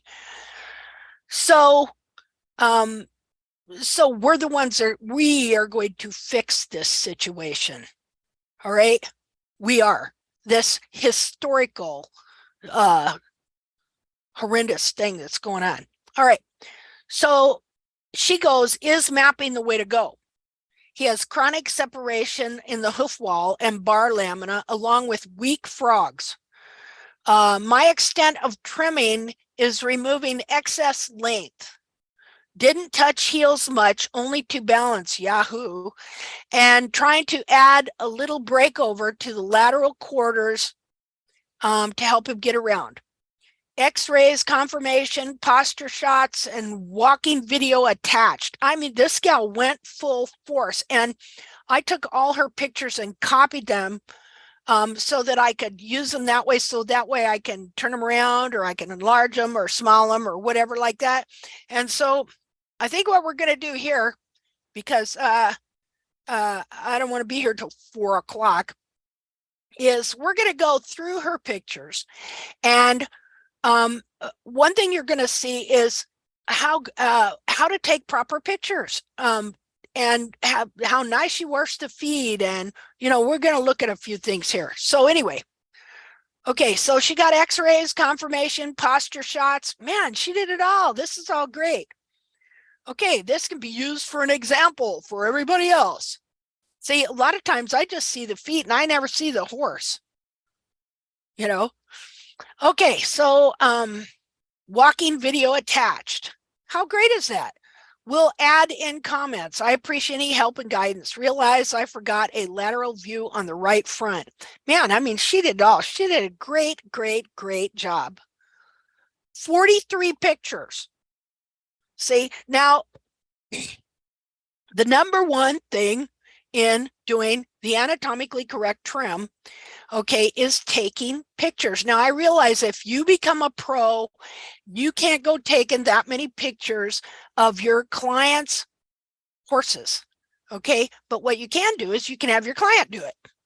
See, not all of them can do it either, but we work with what we got, okay?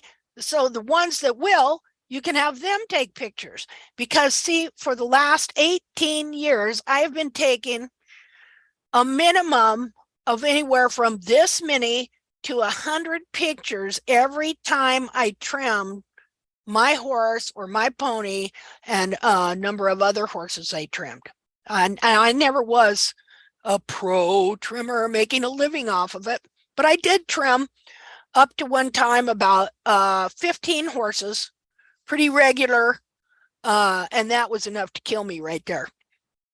So anyway, so what she's done here, the picture she's taken, is just really great. And so let's take a look at them. Let's see here. Okay, now before we take a look at them, let's see if I can get distracted into something else here. Just a second here. Okay, got a new screen share. I just want to share this with you, okay? Because you need to know, now this is my mare's foot. When she passed away, she's 30 years old. I totally trimmed the heels out of her, but then I pretty much restored them. But what I didn't know when she died, because I didn't know none of that yet, was that the cartilage up here was still bound and curled into her foot. You see how short that is there and how it's curled around? I mean, it should have gone out like this. And her heel buttress here is curled around inside towards her frog. It should have been sticking out like this second here. Where is, I'll do a annotate. Just a second here. And okay, so her heel butt, now that ain't it, just a second. It's been a while since I used this zoom. Okay, clear all drawing. Let me get, okay. So here's the coronary band. And right here, it curls around in towards the frog, and you can see that the back of the foot here is very flat. Like that. Okay, it should, let's see, it should do this.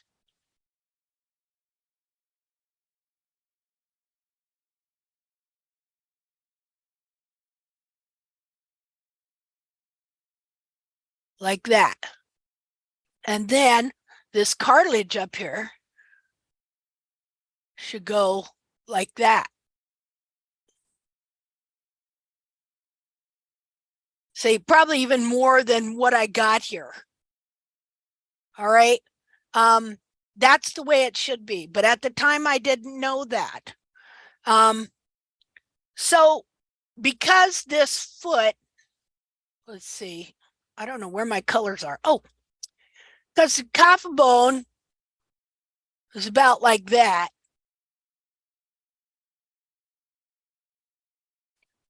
All of this here, all of this foot, because your foot includes all this. See, all this is also part of the foot. All this cartilage up here above the hairline, because it's cartilage and fat. And then once you haven't got a frog stay between those bulbs, there's a whole bunch of room there to squeeze it together or to fold it in or something like that. That's how come it can be bent like this. See that? You can, but here's something else. Now, for a long time, I just thought that the hairline got pulled down like this, but that isn't what happens. It can also be turned inward towards the frog. And so you could look like you had heel, like this foot here, it could be compressed here to clear to here, and the hoof capsule just that big. And you would think you had heel, but in reality, it's what I was telling you, it's the sidewall. And so it's just like Chinese foot binding. If you trim out the heel, gradually all this gets pulled down or or turned in and compressed into a smaller capsule that's developing. But then what happens is people start thinking the toe looks long because the back of the foot is diminishing and moving forward like that. Like the heel should have been here. Let me get a different color. The heel should have been here. Like if this was a foot, the heel would have been here. This would be the heel buttress that supported the back of the foot. This stabilizes the whole wall. And when you don't have it, that's when you start getting pigeon-toed because your wall starts tweaking around in one direction, like towards the medial side, or maybe they'll toe out if it tweaks the other way. And so gradually the hoof capsule's getting smaller and smaller, and you have a foot that is about here. And you think your heel, you think this is your heel. No, it isn't. It's the sidewall right here. This heel has either been pulled under or folded in. It's either been pulled under this way or it's been wrapped around the back of the foot like that.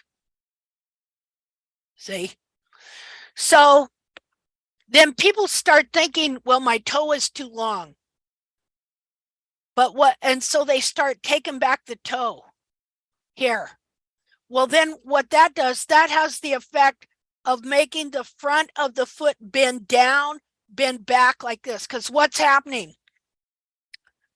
All this soft cartilage and fat is being pulled down around and shoved into the back of the coffin bone in here. And so there's a joint here. And so it pushes up on this joint. And then the coffin bone rotates and the toe goes down this way. I got kind of a mess going here. Let me undo that just a minute. So the toe starts pushing back like this and the foot bends. The back is going this way and the inner toe is going this way. See that? And the capsule is growing to surround it like so. And you don't even know it's happening. Other than right here, you think you got this great concavity right there. Okay, see how it's just like Chinese foot binding? See how the foot was pulled back like this? The heel like that? Oh, hey, human feet have concavity. Look at that. Okay, so this is going on to a degree. This right here, either the back and maybe not the front. You know, the front might still be half normal like this, but the back is all pulled down. Or it can be the back and the front, and it can be to varying degrees as to what's going on. So when we look at her feet, this is what is happening to one degree or the other. And so what we do here is we recognize that, then we start to release the foot and grow the capsule back. Now, if my capsule has been reduced to this size here, okay, right here, I can't go just releasing all this right away because there's nothing for it to grow into, to go into.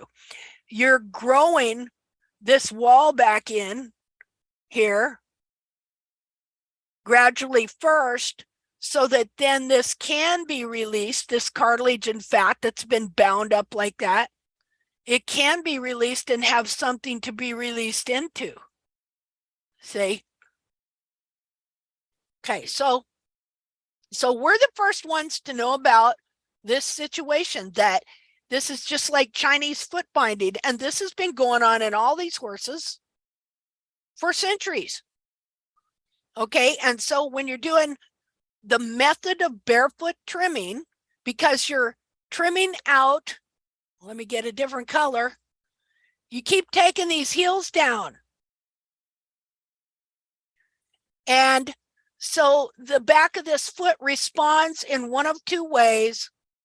It either, well, probably maybe more like three ways. Okay, either the hairline's being pulled down like this. Okay, let's see. Or it's being pulled around in towards a frog like that and producing a foot that looks more like that, because you look like you have more heel, and all this is being shoved in there, but nobody knows it because it happens increment by increment by increment. Now, if I hadn't taken over 100,000 pictures, literally, I would not have known, not just my pictures, but looking constantly at everybody else's photos. What is going on? What is going on? See? And had the opportunity to see a couple of anatomically correct inner feet and finally kind of see it. Nobody knows this is happening to these horses. All right. So, you know, you can't just go trimming out periopal and all the other stuff you got to do to release this foot, because then it's going to be sticking out like that and there's no hoof capsule. So we have a way of gradually releasing and restoring. As this comes unfolded, then it can start to grow in more capsule. See? Like so. And then finally, you can release the whole thing. And the horse has the foot he needed to have. It'd be like if we could take this foot here and give her her real foot she should have had. See? Okay, so we're just going to go through the pictures of this horse, and I'll point out a few things. I know this horse can be helped. You know, how would you walk? This is like, just a minute.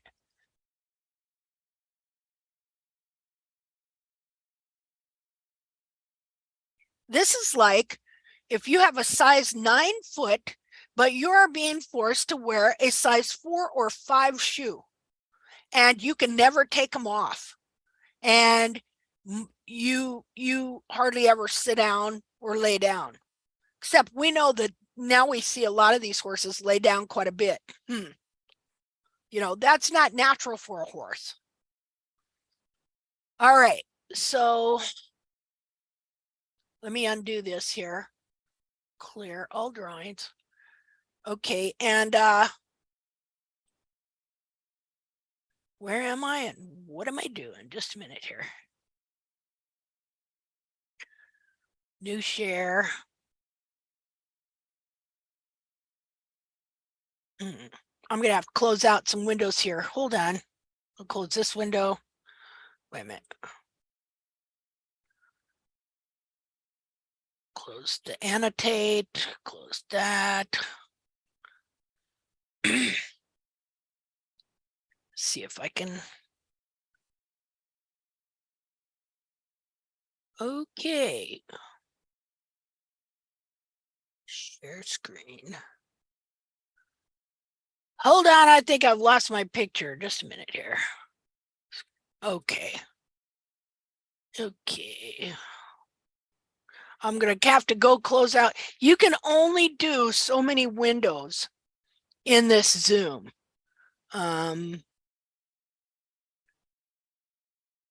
There we go. Okay. So we're just going to look at the wonderful job she did here, taking pictures and everything like that. Okay. And see, I like to take and copy the pictures and then turn them around so that you can see them like how we would look at them if we were picking them up. And so these are before trim pictures. Obviously, she's done a nice job here of just putting the grids. Now, can anybody tell me why we want to put these lines on the foot like this? I mean, other than the fact, I'm not talking about measurements. What I'm talking about is just the fact that we take a protractor and we draw a line down the center of the foot and then find the apex, true apex of the frog, and then we draw a line across here and then measure like 1.25 inches, 1.5 inches back. You want to find where the bars are supposed to terminate, really, and then draw a line right there. Can somebody tell me why we do that?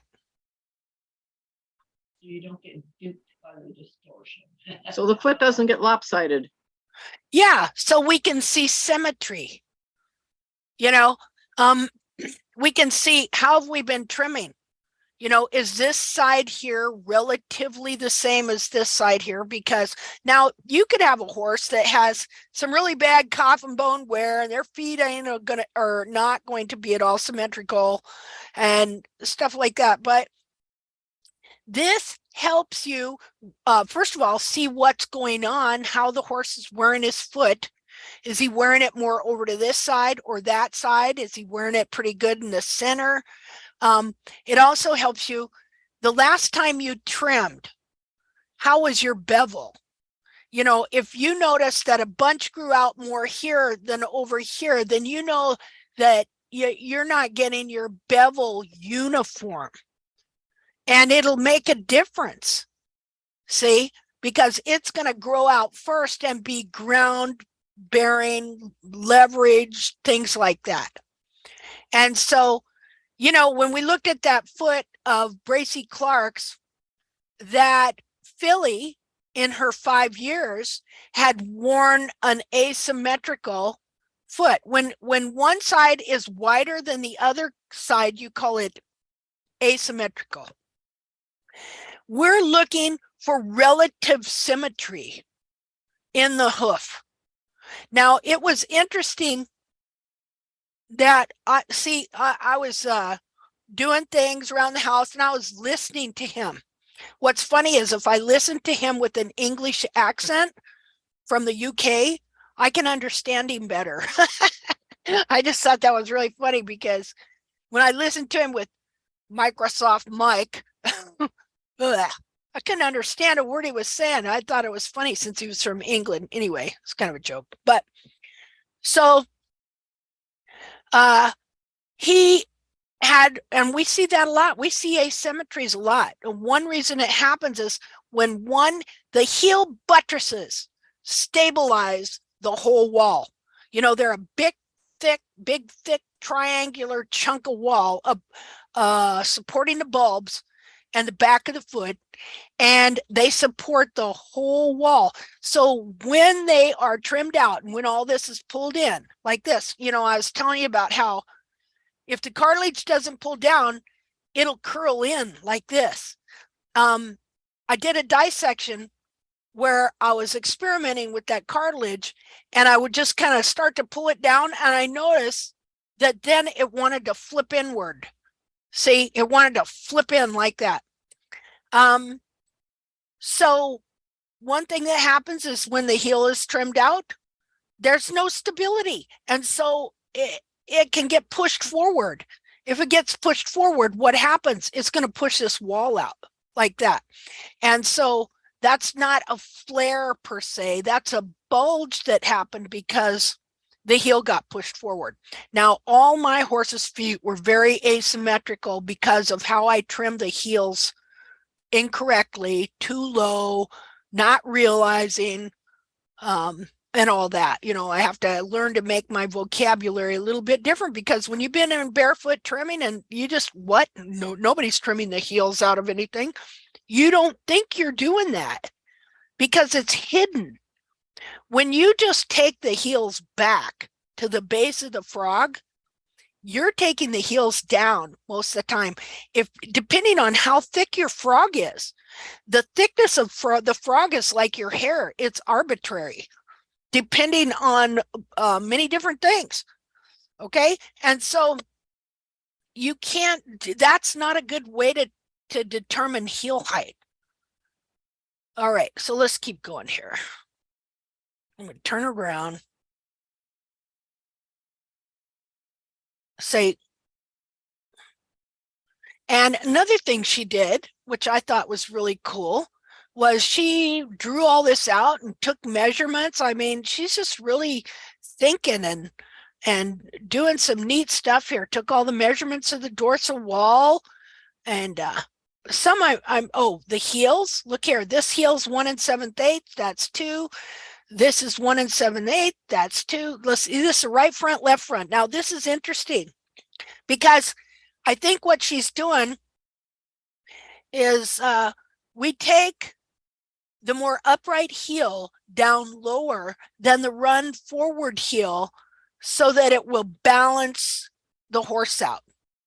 Why is that? Because something at an angle, something could be the same length. A line can be the same length, but if one line is angled, it will be lower. Let's see here. Let me do something here. Okay, to explain this. Okay, so here's her heel. Okay, this is the run forward heel here. Okay, and this is 2 inches. And this is her upright heel. And it's a little bit shorter. You see that? She drew it. That's pretty cool, don't you think? But see, here's the deal. When it's like this, let's see, how would that look? Okay, so here's the horse in the back. Okay, so oh gosh. So depending on this here, okay, see how that's at an angle? Okay, now if I was to measure this line here, it would be longer than this line here. But here's your horse up here. See? Right there. That's why when you're dealing with these heels where you have one heel that's run forward at a lower angle and one that is upright, you want to take it a bit shorter so that when you put the foot down, the horse is standing balanced. Otherwise, your horse is going to be standing like this. So this will help fix that hoof capsule where it's tweaking around. Okay, well, that's really cool what she did there. Okay. So look at that. She did that for all the feet. That's really wonderful. And measured the dorsal wall. Here you see the separation she was talking about in the wall. Like I said, we're not going to go into great detail, but I want to show you what a nice job she did, and I'll get together with her also and help her out with this. What you find too on these horses like this, where they're foot bound, where the bulbs have been compressed into the foot, is the periopal is always stressed, like what you see here, and thicker, because the periopal thickens to try and hold on to the capsule. Because it's the periopal that attaches the capsule to the leg. Next week, I'll show you a dissection I did where you'll be able to see the periopal corium very, very well. It's very interesting. Yep, she just did a really great job. Now, we could tell that his cartilages here are pulled down and under, like so. A lot of stress. Now, see the bending of the foot there? There's some of that bending, slight, not as bad as the picture I showed you of the foot bound Chinese foot binding. But that is this horse's problem. Okay, if I shoved your foot, Marilyn, what size foot do you have? Are you there? Yes, I am. What size foot do you have? What do you mean, what size? What size feet do you have? You don't want to tell me? Dorsal length or shoe? No, I mean your own personal feet. Oh, me. 8. 8 narrow. 8 narrow? Yep. Okay. So if I was to put your feet into a size 6, how would that affect your foot? It would hurt. It would hurt, right? Yeah. To get your foot in there, I'd have to kind of almost bend it and bend your toes back and force it in there, right? Yep. Okay, well, that's exactly what's going on here. Do you see it? Kinda. Yep. See, he's bent down this way and he's bent down that way too.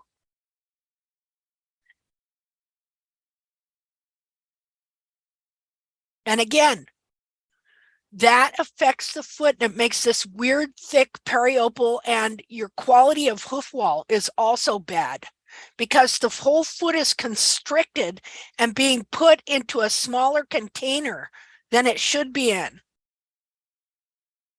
And here we go.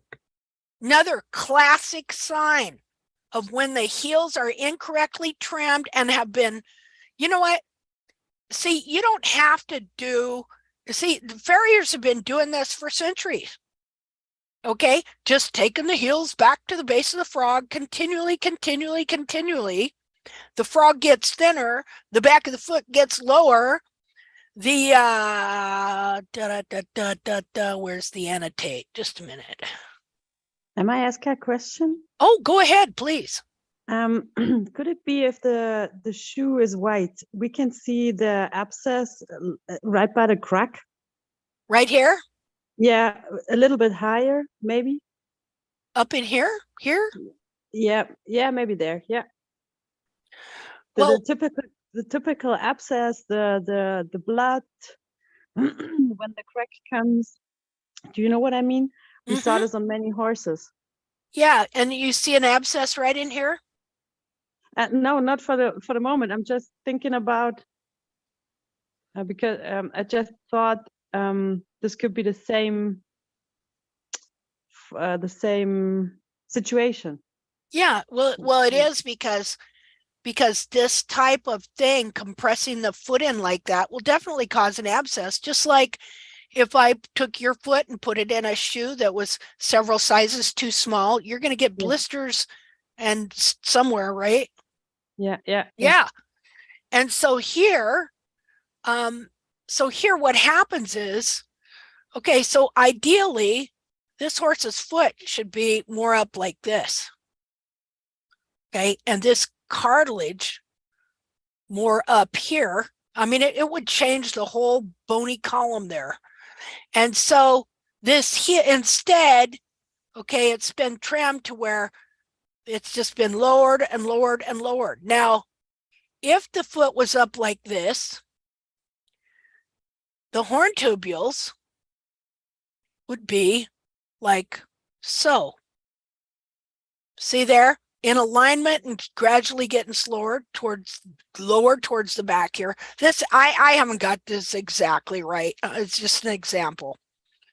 Okay, but because over time it's been lowered and then coming in like this to where finally we're here. Now the horn tubule, instead of being here, okay, has been lowered down to here, and now it runs like this. See, I'm right on it. See there?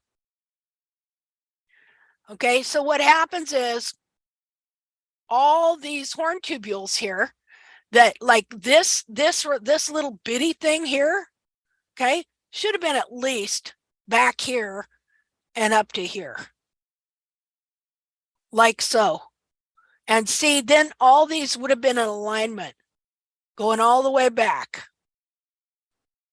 But instead, what happened was, as this here, wherever it should have been, say it was right there even, okay? Gradually, it's gone like this. And the horn tubules that were like so started getting pushed like this. And then that pushed the one in front of it forward, which pushed the one of it forward. And finally, it gets this crack here, and this wall here says, I'm not moving. Well, there's still pressure coming back, and so it cracks there, and it kind of pushes back, like in an earthquake when you have the strata, you know, the layers and they'll push against one layer and it won't move. And so there'll be a crack in the earth. And so that's what's going on here. And so as the heels, now his foot, this is not the capsule for his foot. This is not a shoe that fits his foot. And this capsule is pulling his foot into a position that is not correct for his leg. Okay, because the real foot is not this shell that we're looking at. Okay, the real foot is that physical foot on the inside that is now being pulled and compressed and deformed and forced not only into a shoe that's too small for it, but let's just like say if it was a human shoe with a heel and it's 2 sizes too small and you force this human foot into it, well, then I'm going to jerk the heel off of that shoe and I'm going to put it under the toe. See? Linda, What? excuse me. I Oh. just sent you a photograph with the same crack that most of the horses with the smaller walls have this crack. Okay. It is a photograph of Benenitra of some time ago. She has exactly the same crack for years. Okay. Let me Now we're getting. take a picture and we'll look at it. Yes, I send it to you on your messenger. Okay. If it helps, has nothing to do with abscesses. Well, it actually it does in that it causes abscesses. You know, it like the abscess doesn't cause the crack. The crack is caused by the structural change. Exactly. Okay. The abscess is the result. Yeah. Of the diminution of the hoof. Yeah. But when people don't know that this is what is causing the crack, like on my horse, just a minute, let me save this here.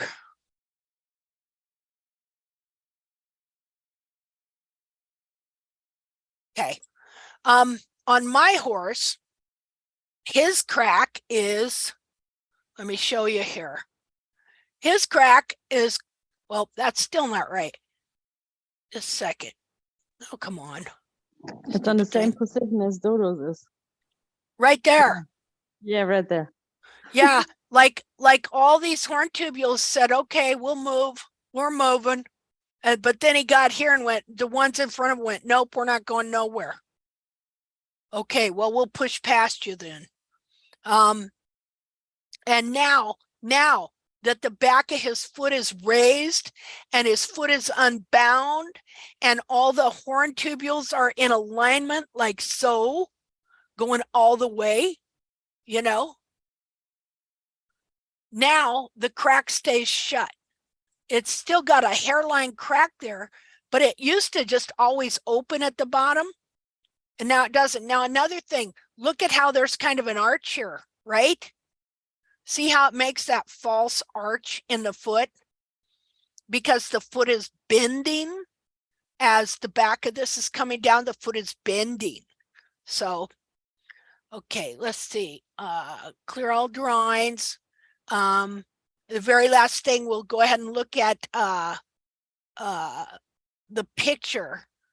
Just a minute. Let's go through some more of these here first, though. So very nice pictures from different angles, very clean. And why are we taking these pictures? Primarily for you, you know, so you can see what's going on, where you need to change your trim, things like that. Yeah, to do an evaluation to see what's going on, but also to help you learn the anatomy and trim. So this is the first step in doing the anatomically correct trim, is taking pictures so that you can start learning the foot. Like you just start staring. I'm telling you, you stare at these things long enough, and thank God, okay, you don't have to stare at them as long as I did. I can tell you, and then you can prove it out, but you're going to see things I never saw. I guarantee it. The nice thing about this foot is it's got all these stripes in it, so you can really tell where the horn tubules are. Now, looky there. That's the other foot. Same crack. See? Now, you can imagine if this horse's real foot is supposed to be clear up here, but it's all compressed and down to this smaller capsule, you can imagine why he's unsound. Well, I don't think he'll stay unsound. Okay, this is a nice picture to take. I like to take this foot too, this shot too now. See? And of course, we know when the feet are wet and the periopal turns white, we can tell a lot more about what's going on there. And so I'm not going to make a lot more comments as far as what's wrong with this foot, but we're going to end with just kind of looking at the pictures and seeing the good pictures she took. Next week, we'll probably continue to look at some things in this foot, and then I'm going to contact her too to try and help her. And so this is all periopal and frog. You got to get so you can tell the difference between what is periopal and frog. Now, the periopal band surrounds the whole circumference of the foot. I'll show you that next week in the cadaver, where I was able to gently just pull it all apart, and you can see the corium for the periopal and how it surrounds the whole foot. Now that's an oblique view, which is very nice there too. The more views you can take, the better. Now, as we might start also just a separate class to just study the history of this. So I may form another Zoom meeting just for that, so that we can understand, why do people think the way they think about these feet? Why is it? Why are they trimming wrong? They're not doing it on purpose. Nobody's doing this on purpose. Okay, I sure didn't, lame my horses up on purpose by trimming their heels out. Excuse me. No, they weren't lame. They were sound on soft ground. There you go. They were footy everywhere else. See how we come up with terms that tenderize what's really going on there. Okay. So that's, now this is the opposite of contraction. Okay. In contraction, the heels and the bulbs move together. In this form, where the heels are being incorrectly trimmed, the heels are curling in and moving forward and out at the same time. They're spreading apart, following the shape of the foot where the coffin bone goes over here. And so you'll see a variation of this. So these are all the kinds of pictures that we want. Before and after trim shots. And here's the thing. What you come back to is as important, if not more important, than what you leave. And we need to learn how to read that as well, because that'll tell us a lot about our trimming. You can see she's got some separation over here. But she did an excellent job in taking pictures. I'm just really impressed with everything she did to present this horse to us so that we could make a good evaluation. Now, x-rays, she's got x-rays, and not everybody can afford or get x-rays, and that's okay. They're great, but in reality, a lot of times you don't need them, because you already know what's going on. The heel's been trimmed out, your horse is foot bound. If you know what that inner foot looks like and you know the anatomy, even if you don't have an x-ray, which is beneficial for sure if a person can read them and knows this stuff to begin with, okay, then you can still, okay, know what's going on. I wish I'd quit the speech impediment of the word okay. It's like I'm trying to agree with myself. Okay. Ah, darn it. I think I'm smacking my lips a lot too. I'm going to listen to this video and go, oh my goodness. So she has x-rays and here's the horse. Well, what a good boy. Well, hopefully we can do some things to help her out and get her advanced there. Okay, now we're to my pictures. All right. Well, does anybody have anything they want to say? Because we've been here 2.5 hours and I think it's time that we end this hoof chat. Hey, Linda, thank you so much. This is great. I would totally vote for having a history Zoom separate from an evaluation Zoom. Okay. Okay, that'd be great. I'd love to. Let's see, I'm gonna get out of here, stop share. See who's all here, who's left, who are the diehards. Hi, Linda, it's Alana from Hungary. Hi. I just wanted to say thank you, like all of us. I really appreciate it. I just had, it's an idea, but I thought I'd just throw it in there and we can just think whether it can be useful for us, because Great. I know that some schools make the work of their students public. Yes. And you can access it like a glass house of some sort. And you can view the work of all the students that have been to school publicly and all their trims. Why I'm mentioning it, maybe all of us need maybe to look into it, because we can show the difference. Yes.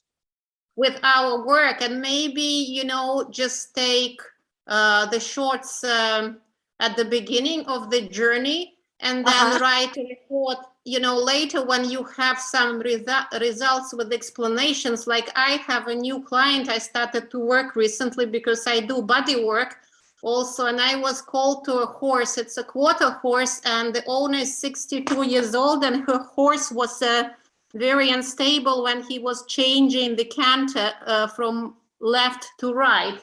And she fell with him several times. I mean, the horse fell with her, and this summer she broke her leg. And they called me, and I mean, his body is a separate story, but the hoofs were like we were talking about, and I just thought I didn't want to mention it because it's a very I didn't want to take over the work of the farrier, and sometimes you just have to be diplomatic. And yeah, absolutely. You just can't do it at because they're not in the evolution at that stage yet, Well, and nobody's doing this on purpose. This is something that's been inherited, and they have no idea. Bracy Clark didn't know what we know. Sources of energy to take over and actually make some changes, it doesn't make sense. Otherwise, sometimes. So, but now her farrier left her, and anyway, I took over, so I have this case, and it's a good case because we will see the changes not only in the hoof, but I don't think there will be any falls, in the future. If we are successful. And why I'm saying it, maybe we can think about it or check some platforms. And if, we can figure out financial aspect, maybe it's not a bad thing also. Yeah. To keep kind of a library of cases public in the future. Yes. And see now, okay, so I invested a little bit to get a web page. Well, this company, okay, they're working with the YouTube channel, okay, and they're building a blog site and a web page and did the logo. And they asked me, they said, well, now do you want this logo or this web page to be centered around you or what? I said, no, I want it centered around the trim. And I want a space for exactly what you were just describing. See, that is right on the main page, direct link to the people of tact. You know, the people who have been applying these principles, you know, all around the world. And so anyway, I'm glad you brought that up, you know, because Okay, see, and we can discuss it later, maybe if there is a need, some brainstorming or whatever. Yes, absolutely. And I'll show you guys what they got so far. So far they have generic pictures, and in fact they went and got some pictures of hooves off the net there just to put them on there as an example, and I had to correct the feet, so you know. So I will show you this website when they get it done, because we're gonna have to add our own stuff to it, you know, and I want the links to everyone, you know, and you can have your story. Even I saw it as even people having their own web page, you know, and stuff where you can have your stories and stuff like that. I mean, that's, yeah, I want to see that, and I want to see you know, because we're gonna have to do something to get this more well known, to help people and reach people and stuff like that. Now, anyway, people, you all are wonderful, and you have such great ideas, and you're so committed to your horses. And I think Bracy Clark would love to see our day. And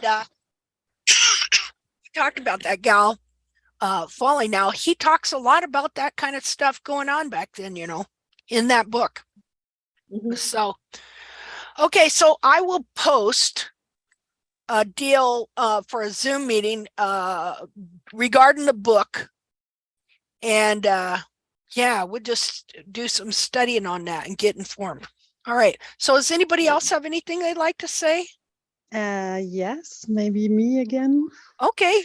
You know, I'm go with you through the journey with Dodo. You know, it was very, we have to be brave. Yes. So, and I wrote a little like a little booklet or something like that, but in German, because nobody knows or not so many people knows that in German, so and not everybody can speak English, so that's why I transferred it in German. So my journey with Dodo, with Dodo's feet, it's not ready yet, but I would give it to the homepage or the link or something like that. That'd be great. That everybody can read it and have the whole journey complain in one little booklet. Yeah, that'd be wonderful. Yeah. So that's that's a little way I can say thank you for being with me with the journey. So it was quite difficult. We got more journeys to make here. Yeah, of course. Absolutely. Yeah, we're going to be able to see lots of people. I mean, we're in for a little bit of a fight. You know, you'll find out. You read the preface to that book, you'll see what he was up against. They fought him tooth and nail. You know, he thought that everybody was going to be happy he found this stuff out, you know, that he was finding answers, and that here the stuff was being done that was causing these horses to be lame, and now we've discovered it and we can fix it and we can alleviate the suffering. No, that isn't how they responded. And his greatest enemies were the vet school. And that Professor Coleman. Because they think already the earth is flat. So it's the same. Yeah. It's the same, so. Yeah, yeah.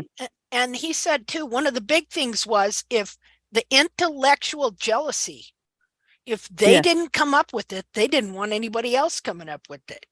Yeah. See? So yeah. So yeah, it's interesting because I feel that we're carrying on his work. I feel that he died. I know he died a sorrowful man, knowing that he was not able to accomplish the alleviation of the great and tremendous and immense suffering that he says he didn't even have words to describe. Okay? We have so much going for us more than him, so that we have so many pictures, we have so much of this and so much of that, and so many people working on this. I know that we can help people and we can help horses too. So, okay. Well, and I hope that even people who have been entrenched in some of these ideas that, I'm presenting are not correct. Like, okay, just as to end here, All right, here we go. Tale of 2 feet, my friends. On the left, a foot that was never incorrectly trimmed, managed to escape it somehow, was trimmed by a farrier. Okay. Now, neither here nor there. A lot of times feet just escape. Who knows how it happens? On the right, a professional trimmed this horse all its life. Its foot was jammed into a capsule that was too small for it. It was put down due to it totally destroyed its tendons. Okay, so this is what happens to a foot when you jam it into a capsule too small for it. And this horse was bigger than this horse. It was a gelding, bigger boned than this mare. So we want to, we want to make sure people can understand some of this stuff, what's happening, because when you just look at the outside of a capsule, you have no idea. And the only reason I know is because I was obsessed with trying to put good feet on my horse, and I had, you're all the same. Something ain't right with your horse, you're going to do anything to try and fix them, right? Okay. So anyway, that's just my story, being obsessive compulsive with wanting to fix my horse's feet, trying to understand what's wrong here. Okay. Well, you're all absolutely wonderful. And if anybody has anything else they're going to say it now, or we'll be meeting again next week. Thank you, Linda. Thank you. Go ahead. Somebody was going to say something. This is Julia. I got in a little late because I got mixed up on the times, but I want you to know that every time I start to get worried about am I doing the right thing or not, and the voice just says, trust the process. And trusting this process has gotten my horse's hooves further along than any farrier ever was able to do. And because of that, today she's sound, I'm convinced. So thank you so much for your sacrifice. Oh, well, hey, that makes me, that's the reward right there, Julia, and stuff. Sorry about the mix up on the time, dear. Oh, that was me, not you. Oh, okay. Well, I screw up all the time, so. No, anyway. It was me. But thank you so much. Okay, well, you're sure welcome, and just glad to know so many wonderful people, I'll tell you what. Okay, anybody have anything else? It's Eleanor. I just want to say, Linda, that there is no need for a fight, because when we were talking just 3 or 4 on some case, you're changing the owners, you're giving the knowledge to the owners, and it will change automatically, like drops in the ocean will become clean. And the professionals, they will decide, you don't need to deal with them, because people who you are targeting are people who really care about their animals, the owners, and Yes. you're giving them the knowledge. In lots of countries, actually, the guilds of the farriers, they are not. You can't go and learn, because when I started to learn about trimming, I went to the local farrier association, and they turned me down. Because I said, I just want to learn anatomy. I just want to learn trimming. They don't want to give knowledge to the normal horse owners, but that's the only way. And it's the same with dissections, with everything. They know, as a lay person, you can't go to the veterinarian academy and attend a dissection. They won't allow you. Wow. So that's what you do. You just do revolution among the owners, and everything will take care of itself. You don't even need to think about anybody else. Don't even worry. And yeah, that makes total sense. You know, don't even worry about the what do you call it? The system or. Yeah, because whoever will not change, they will just disappear.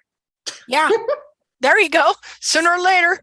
Well, and you see that happened with the whole barefoot movement too, that farriers were like, no way, you know, and then, but then they lost so many clients that then they started going, oh, I do barefoot trimming now. Just I wish you have the energy, health, and everything to carry on and inspire us and share and teach. Okay. Will do. Ain't gonna worry about the powers that be. Okay, well, anybody else have anything they'd like to share?